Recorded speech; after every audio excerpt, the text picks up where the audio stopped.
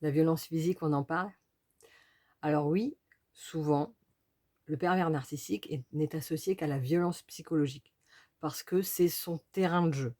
C'est là-dessus, là vous avez X vidéos qui parlent de l'emprise, des différentes manipulations et le fonctionnement du PN en lui-même. Maintenant, certains PN, ce n'est pas le cas de tous, vont aller même un peu plus loin et aller vers de la violence physique pour certains. Mais les victimes n'en ont pas toujours conscience pour la simple et bonne raison que violence physique va être associée à coups de pied, coups de poing.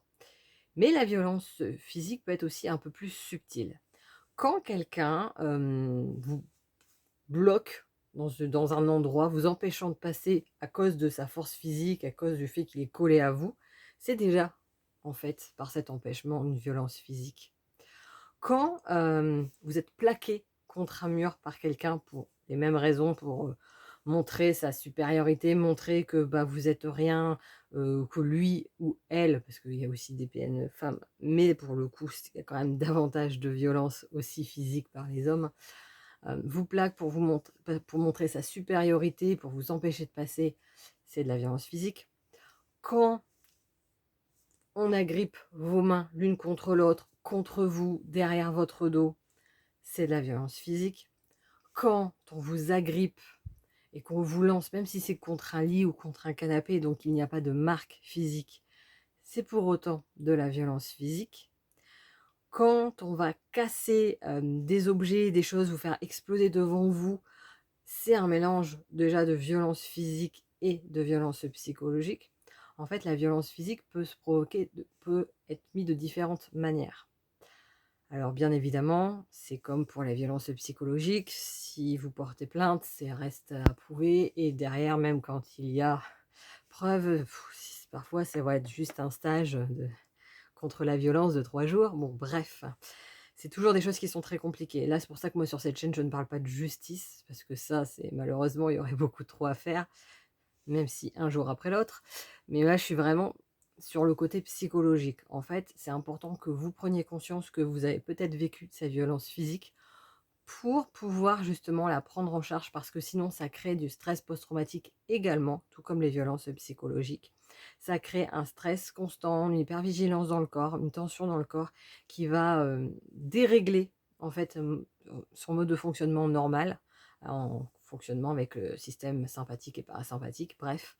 Ce qui fait que en fait vous créez après des maladies physiques, des difficultés de vie et puis bien évidemment une surinterprétation du moindre événement bruyant, du moindre cri, du moindre geste à proximité qui n'est même pas violent, mais qui va être interprété par vous de cette manière-là parce que justement, il y aura cette empreinte-là qui n'aura pas été traitée. D'où l'importance de prendre conscience. Est-ce que vous aussi, vous avez vécu de la violence physique? Et si c'est le cas, tout comme la violence psychologique, faites-vous accompagner pour pouvoir justement mieux gérer ça et que ça n'ait pas une influence néfaste sur vous sur le long terme. Ce que vous avez vécu, c'est déjà suffisamment difficile, c'est déjà suffisamment long de s'en remettre. Donc ne restez pas en plus avec ça à l'intérieur de vous.